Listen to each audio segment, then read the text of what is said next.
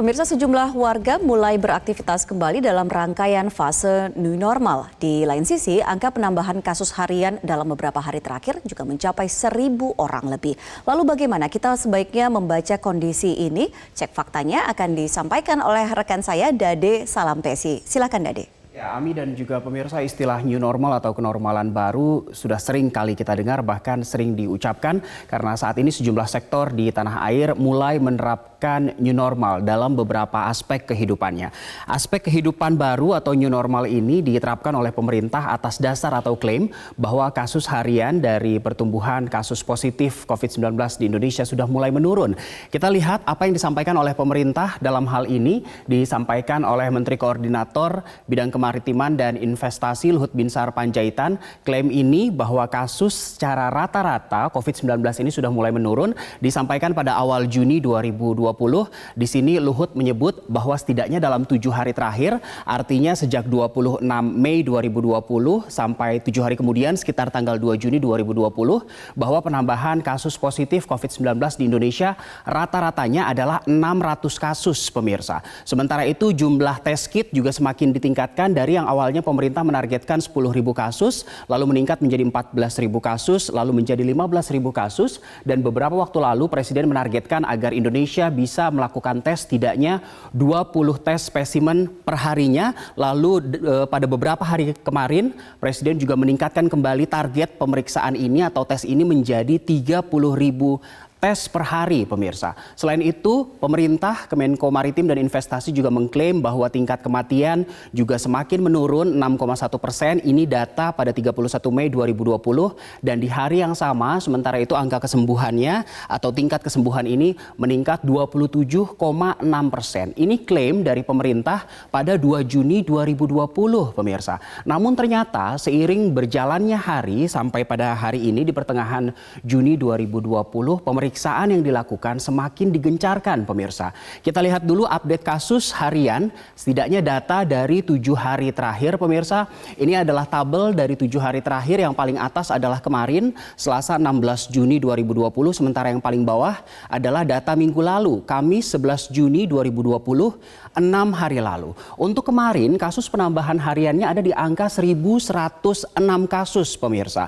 Sementara di 2 hari lalu, pada hari Senin juga ada 1.000 lebih, di hari Minggu 857 atau kurang dari 1.000, di hari Sabtu ternyata 1.000 lebih, di hari Jumat 1.000 lebih, dan 6 hari lalu di hari Kamis pada pekan lalu 979. Ini sifatnya bergerak fluktuatif. Sementara total kasus juga semakin bertambah sehingga kemarin untuk pertama kalinya Indonesia tembus 40.000 kasus, tepatnya 40.400 kasus, dan angka ini sudah tersebar di seluruh provinsi yang ada di Indonesia, 34 provinsi. Total kesembuhan secara total sudah 15.703 orang sembuh, sementara kematian ada di angka 2.231 kasus kematian. Dan sejauh ini sampai 17 Juni 2020, rekor tertinggi penambahan kasus terbanyak 7 hari lalu, pada hari Rabu 10 Juni 2020, pada saat itu ada 1.241 kasus baru di hari Rabu 10 Juni 2020. Lalu yang menjadi pertanyaan dari data milik gugus tugas percepatan penanganan COVID-19 ini, provinsi mana yang menyumbangkan kasus paling banyak? Kita lihat datanya setidaknya dalam 2 hari terakhir, data kemarin 16 Juni 2020 dan juga data 2 hari lalu pada 15 Juni 2020. Di peringkat pertama untuk 2 hari terakhir dan setidaknya sebenarnya untuk beberapa hari terakhir, Jawa Timur masih ada di peringkat pertama. Jika 2 hari lalu ada 270 penambahan kasus harian di Jawa Timur, maka kemarin ada 245. Namun kemarin ada satu fakta baru yang terjadi setelah beberapa hari terakhir.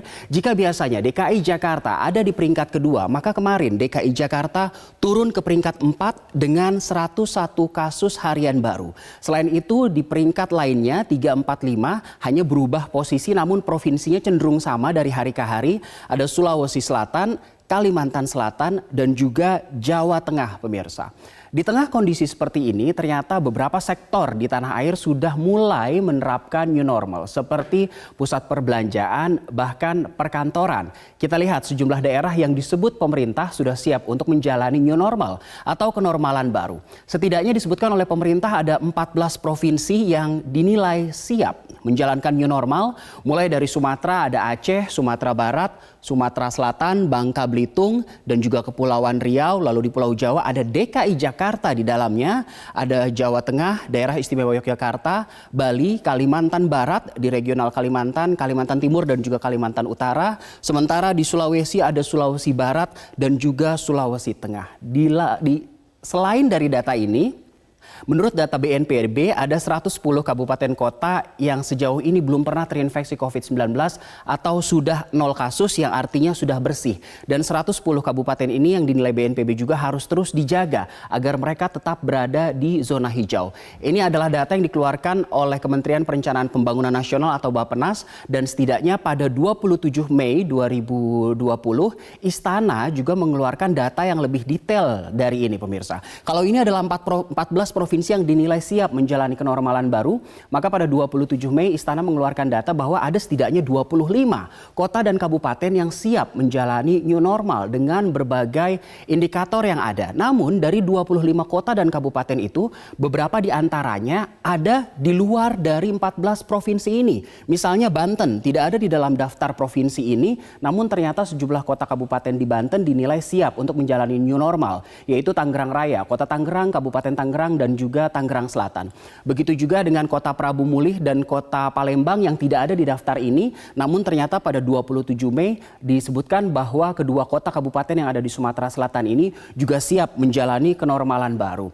Ternyata dalam kancah global, pemirsa, ada sejumlah negara yang sudah mulai menjalani kehidupannya secara new normal, sudah mulai melonggarkan pembatasan sosial atau bahkan lockdownnya, tapi ternyata kasusnya meningkat lagi. Kasus positif COVID-19 meningkat lagi. Kita belajar dari mereka, kita lihat 3 negara yang memiliki kasus demikian, yaitu Iran yang mulai melonggarkan pembatasan sosialnya pada 11 April 2020, padahal pada saat itu setidaknya ada 1.000 kasus harian baru, pemirsa. Sehingga pada 4 Juni, sekitar 2 bulan setelah pembatasan sosial dilonggarkan, kini Iran sudah memiliki tambahan 3.574 kasus baru pasca pelonggaran pembatasan sosial. Masih di area Timur Tengah ada juga Pakistan yang disebut oleh Al Jazeera dan juga sejumlah lembaga bahwa pembatasan sosial yang mereka terapkan adalah yang terburuk di dunia. Pakistan melakukan pembatasan sosial dilonggarkan pada 11 Mei 2020, dan datanya pada akhir Mei setelah dilonggarkan pembatasan sosial di Pakistan ini, mereka memiliki 66.457 total kasus. Dan di 13 Juni, sekitar 2 minggu kemudian, Pakistan memiliki total kasus 132.405 kasus. Kita bisa lihat perbandingannya selama 2 minggu dari 66.000 lebih ke 132.000 lebih. Dari kedua negara ini rata-rata alasannya adalah ekonomi dan UMKM yang mereka perjuangkan. Begitu juga dengan India di Asia Selatan yang juga melonggarkan lockdownnya sejak akhir Mei 2020, dan pada 13 Juni 2020, sekitar 2 minggu setelah mereka melonggarkan lockdownnya, ada penambahan harian sebesar 10.000 kasus per harinya, pemirsa. 10.000 kasus per hari. Sehingga saat ini India total kasusnya mencapai 309.603 total kasus positif corona. Dan semua ini terjadi setelah pemerintahnya melonggarkan kebijakan pembatasan sosial atau bahkan membuka lockdown mereka. Dan rata-rata alasannya memang ekonomi. Sebagai penutup, kita lihat pernyataan dari Presiden Joko Widodo saat berkunjung ke Geraha BNPB di Jakarta Timur pada Rabu 10 Juni 2020 lalu. Presiden menyebut ancaman COVID-19 ini masih ada dan kondisi masih dinamis, artinya memang masih fluktuatif. Bisa kita lihat dari data yang setiap hari disampaikan oleh gugus tugas setiap sorenya. Jangan sampai terjadi gelombang kedua, disampaikan oleh Presiden Joko Widodo saat berkunjung ke gedung BNPB pada Rabu pekan lalu. Sebagai masyarakat tentunya kita tetap harus menjalani kehidupan dengan new normal, tapi jangan lupa untuk tetap menerapkan protokol kesehatan yang sudah ditentukan agar kita bisa tetap sehat dan tetap produktif. Saya kembalikan ke Ami.